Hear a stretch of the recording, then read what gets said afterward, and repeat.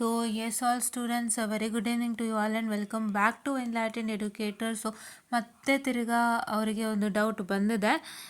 It's okay fine, no problem, because ಅದು doubt ಬಂದೇ ಬರುತ್ತೆ. ಸೊ ಇನ್ನೂ ಸ್ವಲ್ಪ ಕನ್ಫ್ಯೂಷನ್ಸ್ಗಳು ಮನದಲ್ಲಿ ಮೂಡಿರುತ್ತೆ. So that has to be cleared ಅಲ್ಲ. ಸೊ ಅದಕ್ಕೆ ಮತ್ತೆ ನಾನು ಕ್ಲಿಯರ್ ಮಾಡ್ತಾ ಇದ್ದೀನಿ.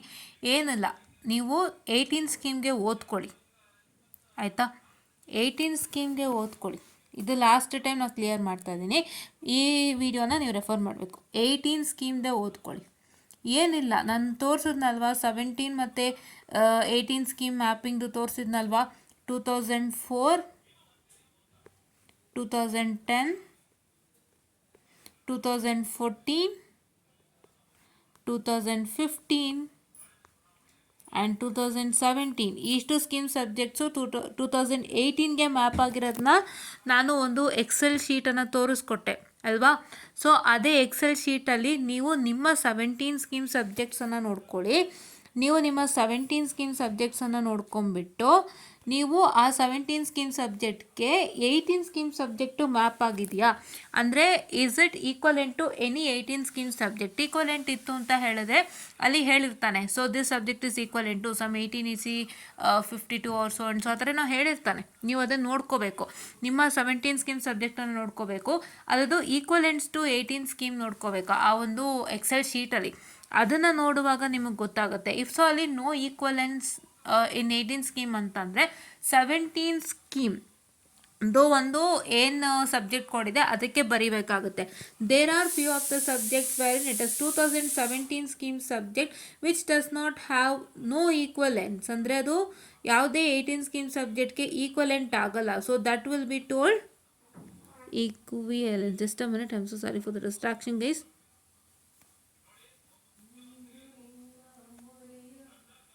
I'm so sorry.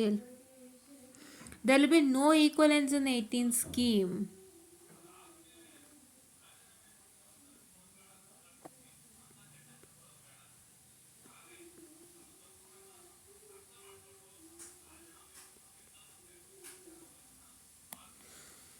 No equivalence in 18 scheme ಅಂತ ಯಾಕೆ ಹೇಳ್ತಾ ಇದ್ದಾರೆ ಅಂತಂದರೆ, because what I can say the subject what is that going to happen is the subject will be present. Subject ಇರುತ್ತೆ, ನಾನು ಇಲ್ಲ ಅಂತ ಹೇಳ್ತಾ ಇಲ್ಲ, but the subject might be present in an other semester. So ಇವಾಗ ನಿಮಗೆ 3rd semester ಅಲ್ಲಿ 17 ಸ್ಕೀಮ್ದೊಂದು subject ಇದೆ ಅಂತಂದರೆ ಆ ಸಬ್ಜೆಕ್ಟು ನಿಮ್ಮ 3rd ಸೆಮಿಸ್ಟರಲ್ಲೇ ಇರಬೇಕು, ಬೇರೆ ಎಲ್ಲೂ ಇರೋಕ್ಕೆ ಚಾನ್ಸ್ ಇರಬಾರ್ದು. ಈಗ as I told you with respect to EMFT, electromagnetic waves, ಅಥವಾ EM ಅಂತ ಏನಿದೆ, ಅಥವಾ ET ಅಂತ ನಿಮಗೇನಿದೆ, ಸೊ ಆ ಸಬ್ಜೆಕ್ಟ್ ಬಗ್ಗೆ ನಾನು ಡಿಸ್ಕಸ್ ಮಾಡಿದೆ. ಏನಂತ ಹೇಳಿದೆ, ನಿಮ್ಗೆ ಆ ಸಬ್ಜೆಕ್ಟ್ ಇರೋದು what I can say 21 scheme ಸ್ಟೂಡೆಂಟ್ಸ್ಗೆ ಅದು 5th ಸೆಮ್ಮಲ್ಲಿದೆ. ಯಾವುದು? ಇಂಜಿನಿಯರಿಂಗ್ ಎಲೆಕ್ಟ್ರೋಮ್ಯಾಗ್ನೆಟಿಕ್ಸ್ ಅನ್ನೋದಿದೆ, ಹೌದಾ? ಅವರಿಗೆ ಇದೆ. ಸೊ ಅವ್ರಿಗೆ 5th ಸೆಮ್ಮಲ್ಲಿದೆ. ಬಟ್ ಕರೆಂಟ್ ಸ್ಟೂಡೆಂಟ್ಸ್ಗೆ ಏನಾಗಿದೆ, 4th ಸೆಮ್ಗಿದೆ. ಕರೆಂಟ್ ಸ್ಟೂಡೆಂಟ್ಸ್ 22 ಸ್ಕೀಮ್ಗೆ 4th ಸೆಮ್ಗಿದೆ. ಸೇಮ್ ಸಿಲೆಬಸ್ಸೇ, ಸಿಲೆಬಸ್ಸಲ್ಲಿ ಒಂದು ಪೈಸಾ ಚೇಂಜ್ ಇಲ್ಲ, ಒಂದು ಚೂರು ಸಿಲೆಬಸ್ಸಲ್ಲಿ ಚೇಂಜ್ ಇಲ್ಲ. ಬಟ್ ಅವ್ರಿಗೆ ಏನಾಯಿತು, 4th ಸೆಮ್ಮಿಗೆ ಬಂದ್ಬಿಡ್ತು. ಸೊ ಅವಾಗ ಏನಾಗುತ್ತೆ, so semesters not matching. So ಹಾಗಾಗಿ ನೋ ಈಕ್ವಲೆನ್ಸ್ ಇನ್ 18 ಸ್ಕೀಮ್ ಅಥವಾ ನೋ ಈಕ್ವಲೆನ್ಸ್ ಇನ್ 22 ಸ್ಕೀಮ್ ಅಂತ ಬರುತ್ತೆ. ಅಂಥ ಸಬ್ಜೆಕ್ಟ್ಗಳಿಗೆ ನೀವೇನು ಮಾಡಬೇಕು ಅಂತ ಹೇಳಿದ್ರೆ, you need to study your old scheme subject. ಅಂದರೆ ನೀವು ಕರೆಂಟ್ ಯಾವ ಸ್ಕೀಮಲ್ಲಿ ಇದ್ರಿ, 21 ಸ್ಕೀಮು, 18 ಸ್ಕೀಮಲ್ಲಿ, 17 ಸ್ಕೀಮ್ ಅಥವಾ 15 ಸ್ಕೀಮು, 14 ಸ್ಕೀಮು, 10 ಸ್ಕೀಮು ಅಥವಾ 4 ಸ್ಕೀಮ್, ನೀವು ಯಾವುದ್ರಲ್ಲಿ ಇದ್ದೀರಾ ಆ ಸ್ಕೀಮ್ದು ಸಬ್ಜೆಕ್ಟೇ ಓದಬೇಕಾಗತ್ತೆ. If it is not mapped, if it is mapped then no need. ಆಯಿತಾ? ಇನ್ನೊಂದು ಸತಿ ಹೇಳ್ತಾ ಇದ್ದೀನಿ, ಕೇಳಿಸ್ಕೊಳ್ಳಿ. ನೀವು 17 ಸ್ಕೀಮಲ್ಲಾದರೂ ಇರಿ, 15ಅಲ್ಲಾದರೂ ಇರಿ, 14ಅಲ್ಲಾದರೂ ಇರಿ, 10ಅಲ್ಲಾದರೂ ಇರಿ, 4ಅಲ್ಲಾದರೂ ಇರಿ, ಅಥವಾ 21ಅಲ್ಲಾದರೂ ಇರಿ, ನಿಮ್ಮ ಸಬ್ಜೆಕ್ಟ್ ಕೋಡ್, ನೀವು ಯಾವುದು ಫೇಲ್ ಆಗಿದ್ದೀರಾ ಆ ಫೇಲ್ಡ್ ಸಬ್ಜೆಕ್ಟ್ ಕೋಡನ್ನು ನೋಡ್ಕೊಳ್ಳಿ. ಆ ಕೋಡು 18 ಸ್ಕೀಮ್ಗೆ ಯಾವ ರೀತಿಯಾಗಿ ಮ್ಯಾಪ್ ಆಗಿದೆ ಅಂತ ನೋಡ್ಕೊಳ್ಳಿ. ಅದರದ್ದು it is replaced by some 18 scheme subject. ಇವಾಗ